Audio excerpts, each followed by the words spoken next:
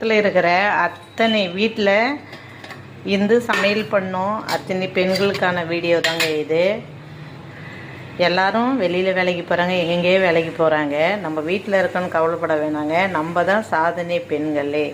காலையில் எழுந்து பால் காய்ச்சது முதல் டிஃபன் செய்து யாராருக்கு எந்த சட்னி பிடிக்கும் செஞ்சு கொடுத்து அவங்கள சாப்பிட வச்சு, மதியானம் ஒருத்தங்களுக்கு சாதம் வடித்து ஒருத்தவங்க குக்கரு இதேமாரி பார்த்துங்க அரைக்கிற பாருங்கள்.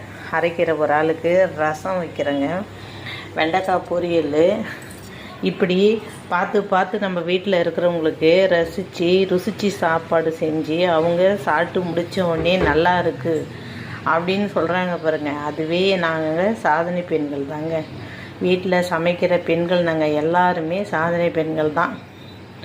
ஏன்னா வீட்டில் இருக்கவங்க வயிறு நிரம்ப நாக்கு ருசியாக சமைக்கச்சு அவங்க சாப்பிட வைக்கிறோம்ல, இதுவே ஒரு திருப்தி தாங்க.